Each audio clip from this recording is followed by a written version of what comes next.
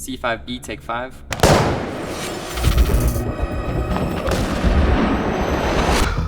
In this video, I'm going to break down some of my favorite scenes and share some powerful principles you can apply in your own films. Frame. Action. We'll focus a lot on lighting, but I'll also share a few practical cinematography tips. From a lighting perspective, our biggest challenge was time.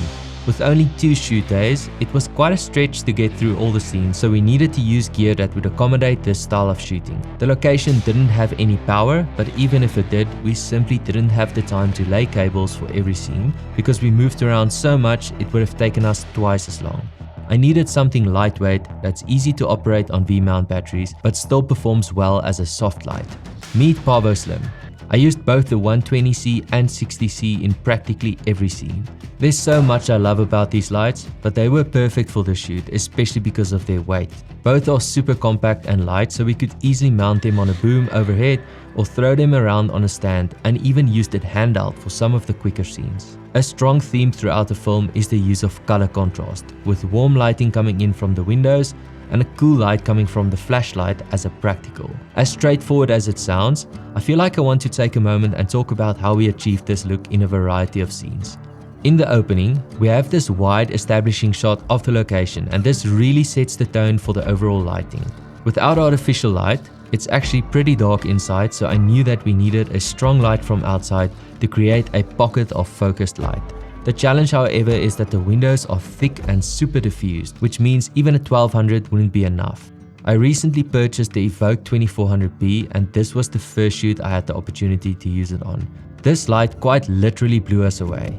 At 100%, it had enough power to shine through from the roof above and create a powerful key light. It also has a green and magenta shift, which worked pretty great in this scene, because the bounce coming from the walls created quite a bit of extra magenta in the scene.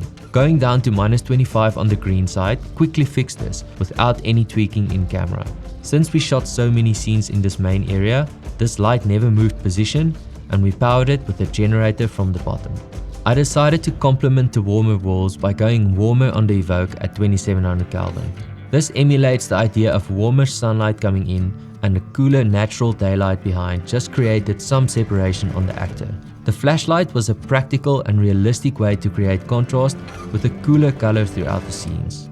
From the moment it switched on, it immediately makes the scenes feel dynamic. The Pavo Slims are incredible to work with because it's so easy to move around and adjust, and they also work seamlessly on the new version 2.0 Nanlink App. The updated app opens up new opportunities with the ability to plot out your scenes graphically, so the gaffer can easily make adjustments when instructed without guessing which light is where.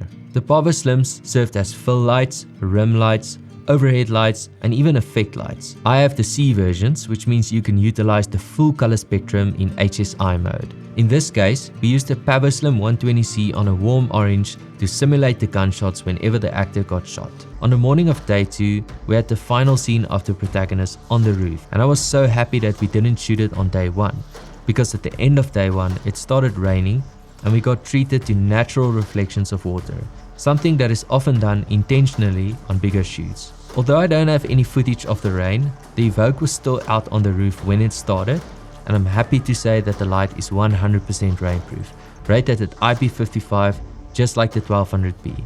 On the cinematography side, we used a variety of techniques to amplify the feeling in scenes. For example, the second time the actor wakes up in the loop, I tilted the camera with a Dutch angle, because the actor is uneasy and hasn't made sense of what's going on yet. We used a lot of handheld shaky movements to keep this theme and suspense going. Closer to the end, as the protagonist starts to memorize the experiences, he gets more confident, and here we used the gimbal shot to communicate this confidence. These decisions were intentional, and although some are more subtle than others, it all contributes to the final experience. The scene just before the protagonist escapes was a complete night for day.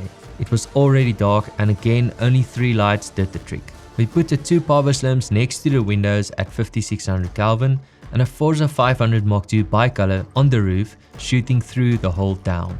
There was a lot of dust in the room, so we didn't even bother with the projector or Fresnel.